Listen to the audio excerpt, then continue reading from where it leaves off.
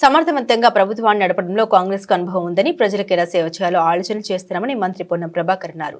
సిద్దిపేట జిల్లా హుస్నాబాద్ లో పలు అభివృద్ధి పనులు, ఎల్లమ్మ చెరువు సుందరీకరణ పనులకు మంత్రి శంకుస్థాపన చేశారు. అంతకుముందు యాదవుల ర్యాలీలో పాల్గొని డోలు వాయించి అందరినీ ఉత్సాహపరిచారు.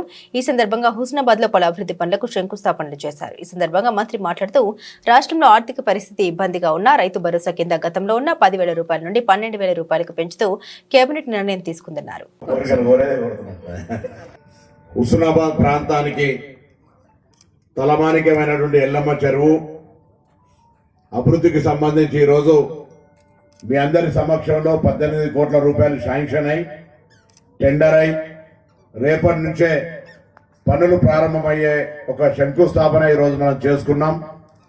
ఇది భవిష్యత్తులో హుస్నాబాద్ ప్రాంతానికి పక్క ప్రాంతాల నుంచి కూడా పర్యాటకులు ఇక్కడికి వచ్చి పక్కనే గౌరవెల్లి రిజర్వాయరు, చుట్టుముట్టు కొండలు, ఈ ఎల్లమ్మ చెరువు అభివృద్ధి, హుస్నాబాద్ పట్టణం కూడా అనేక రకాలుగా అభివృద్ధి అన్ని రకాలుగా జరుగుతుందని ఆకాంక్షిస్తూ ఈ యొక్క కార్యక్రమంలో నాతో పాటు పాల్పంచుకున్నటువంటి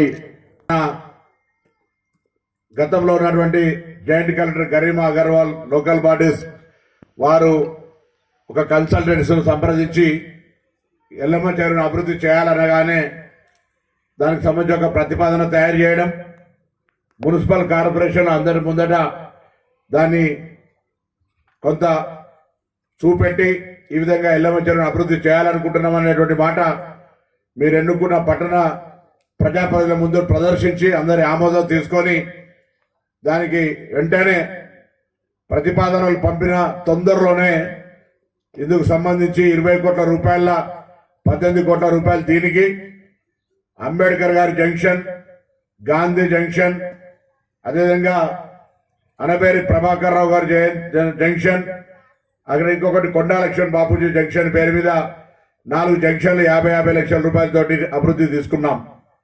ఇప్పుడే భాగ్యరాజు గారు శివన్న గారు అడిగినారు. ఇక్కడ ఉండబడేటువంటి ఈ జంక్షన్ కూడా డెవలప్మెంట్ చేయాలన్నారు. తప్పకుండా ఇంకో కొన్ని పట్టణంలో జంక్షన్లు గుర్తించండి.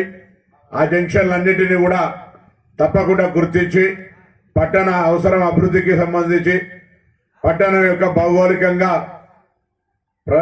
వేరే ప్రాంతాలు వచ్చేటువంటి వాళ్లకు ఆకర్షించే విధంగా ఉండే విధంగా దాన్ని తయారు చేస్తామనే మాట ఈ సందర్భంగా మనవి చేస్తున్నాం.